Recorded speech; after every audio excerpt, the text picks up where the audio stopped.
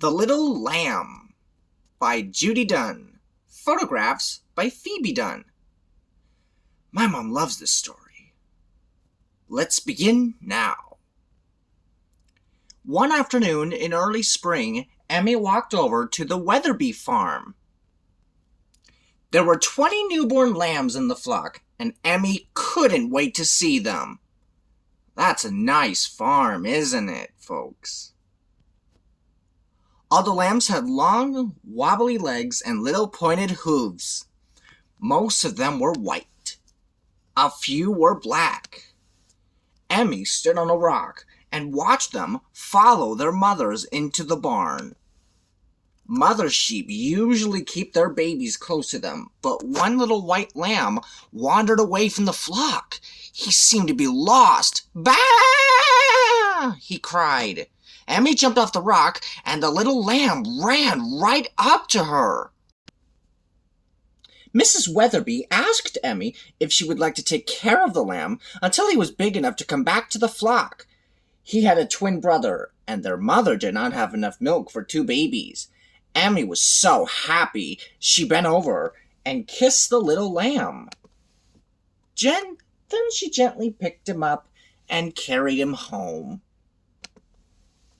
He was cuddly and warm, and she could feel his heart beating. Emmy decided to call her lamb Timothy. That's the name of the mouse from Disney's Dumbo. That evening, Emmy heated milk for her lamb. She sat down under the maple tree and gave him his bottle. At first, he wiggled and chewed the rubber nipple.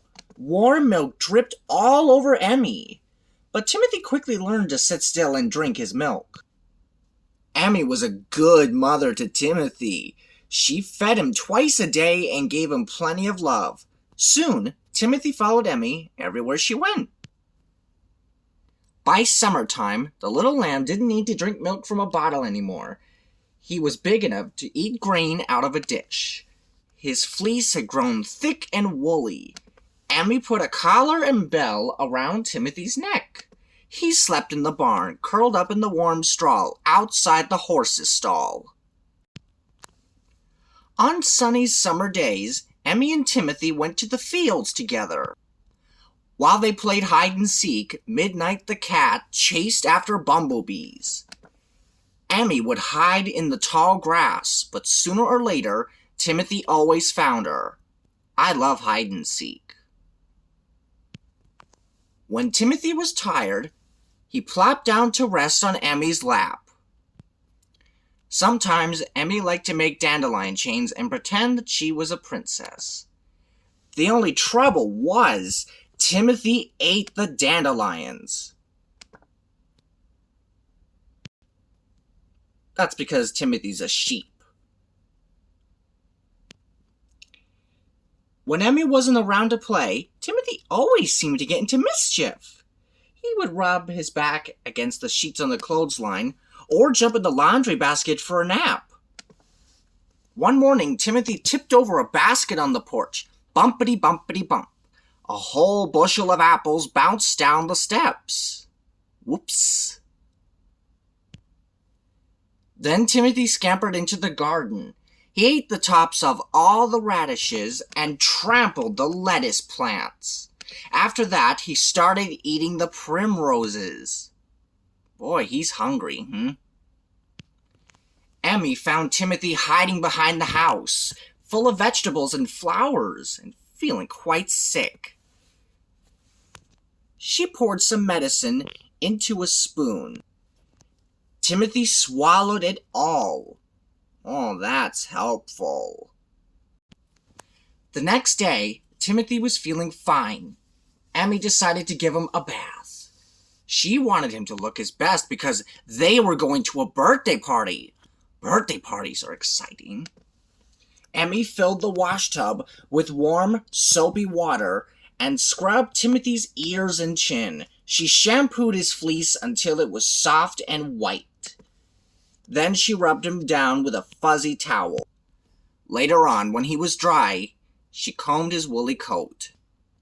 Emmy's father drove them to the party in his truck. Emmy was wearing her party dress and Timothy had a new purple leash. The birthday party was lots of fun. All the children wore paper hats and bright balloons hung over the table. I love balloons on my birthday, but I can't tell you when my birthday is. When the children sat down for ice cream and cake, Emmy tied her lamb to the table to keep him close. Suddenly, bang! A balloon popped.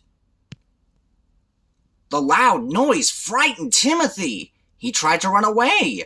The table collapsed, the ice cream spilled, and the cake slid to the ground. What a mess! That evening, Emmy's father said Timothy was getting too big to keep as a pet. Fiddlesticks! What a shame, huh? That means it's time to return him to the flock at the Weatherby farm. Early the next morning, Emmy walked Timothy to the Weatherby farm.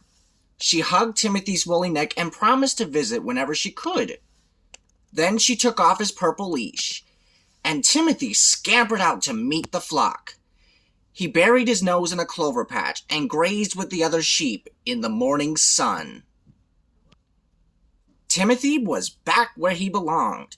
Now there were 20 lambs again at the Weatherby farm. The end.